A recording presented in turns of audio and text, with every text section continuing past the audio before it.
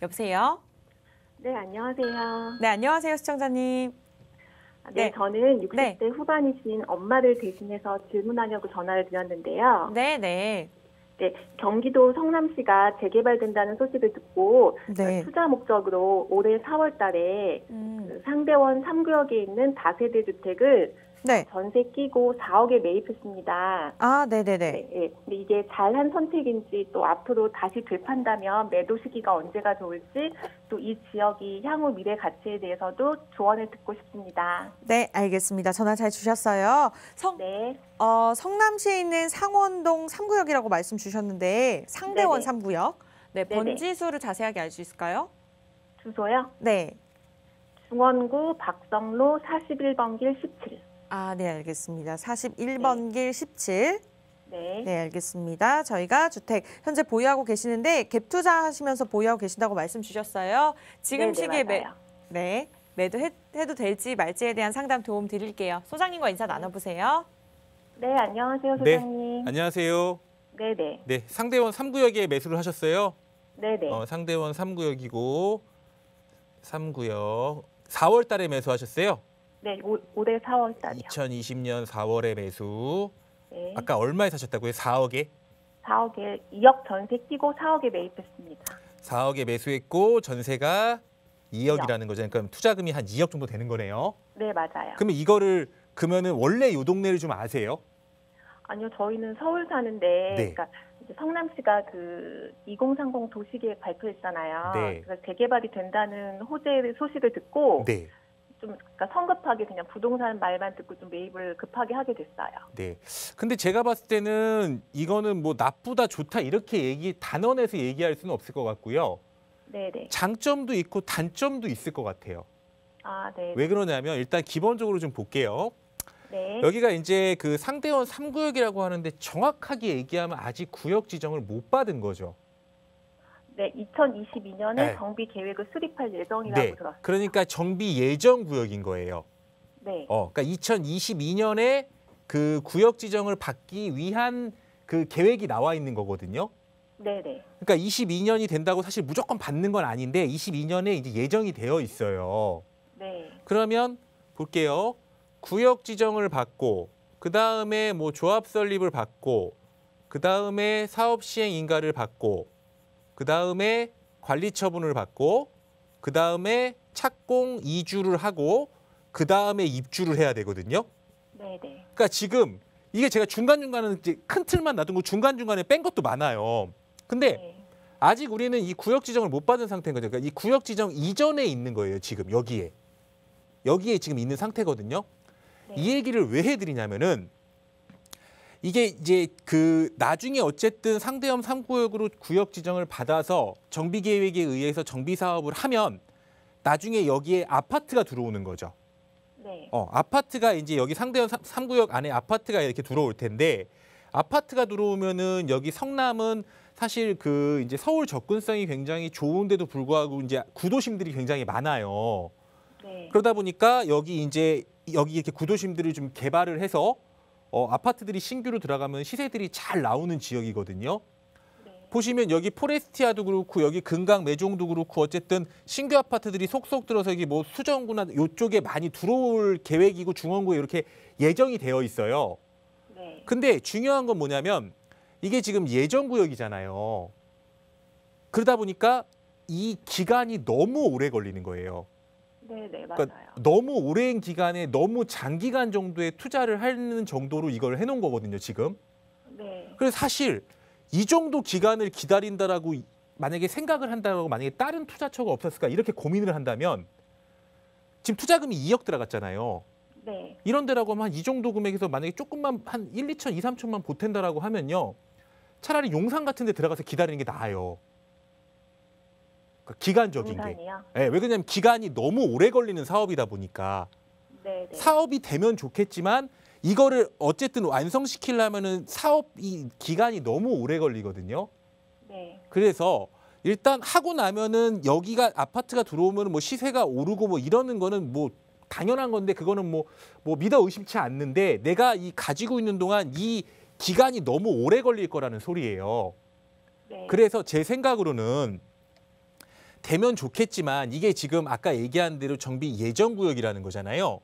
네. 그러니까 이게 22년도에 구역 지정을 받으면 지금은 어쨌든 그 좀 불확실한 구역인 거잖아요. 근데 정비 구역을 지정을 받으면 그때부터는 이제 절차에 의해서 정확하게 구역이 돼서 사업을 진행하는 거거든요. 네네. 그래서 제 생각으로는 이거를 어차피 뭐 거주도 안 하시잖아요. 네네. 거주도 안 하고 뭐 그냥 보유만 하는 거 아니에요. 네, 투자 목적으로. 그러니까 제 생각으로는 뭐 비과세를 받을 수 있는 것도 아닐 테고.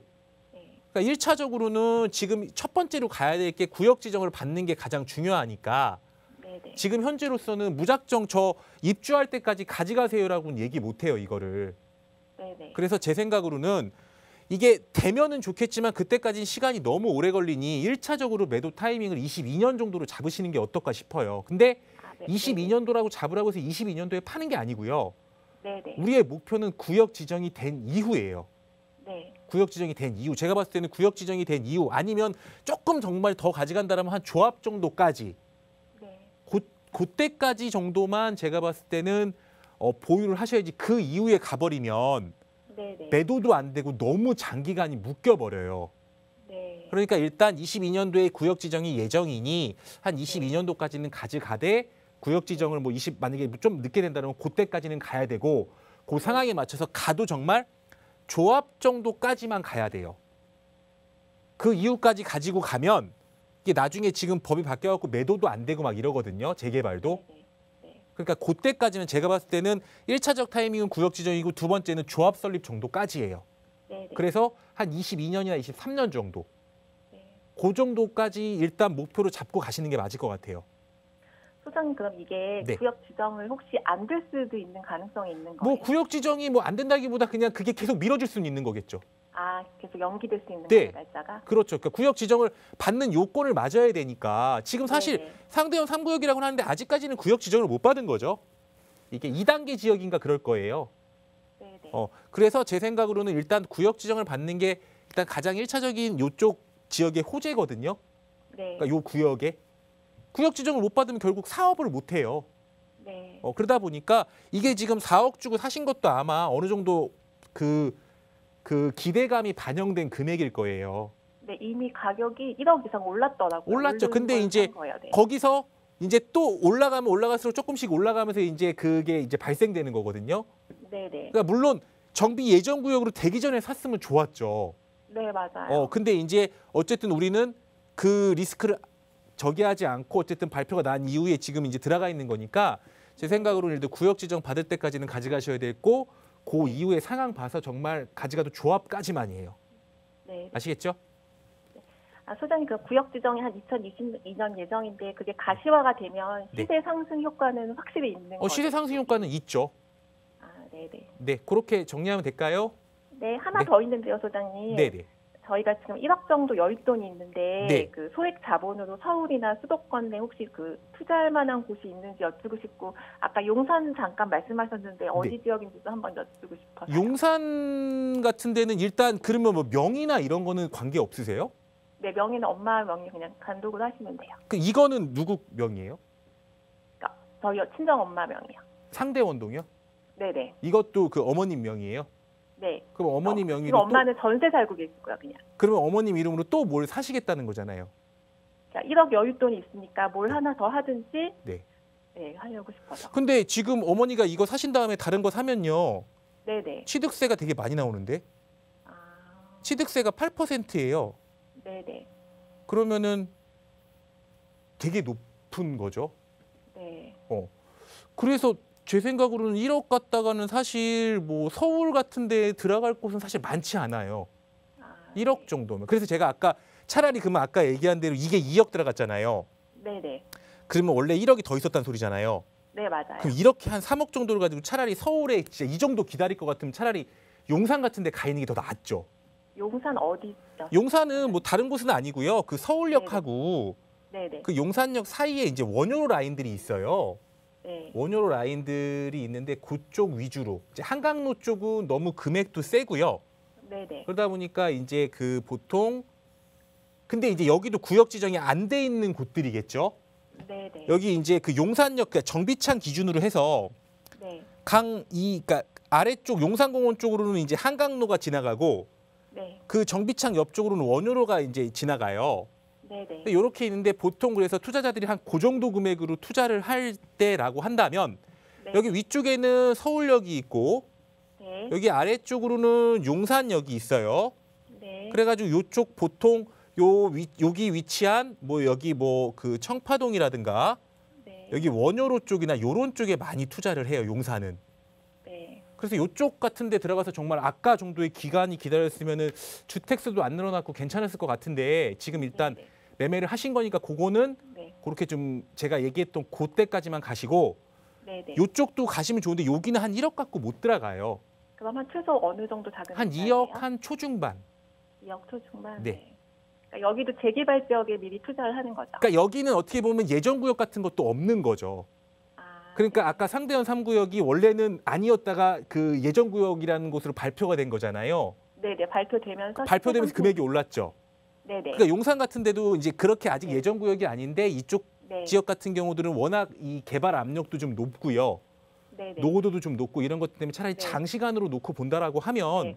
네. 이런 쪽이 훨씬 더 투자 가치도 좋고 나중에 만약에 이쪽이 정말 무슨 개발에 바람이 분다라고 하면 네네. 시세는 사실 성남이랑은 비교가 안 되겠죠.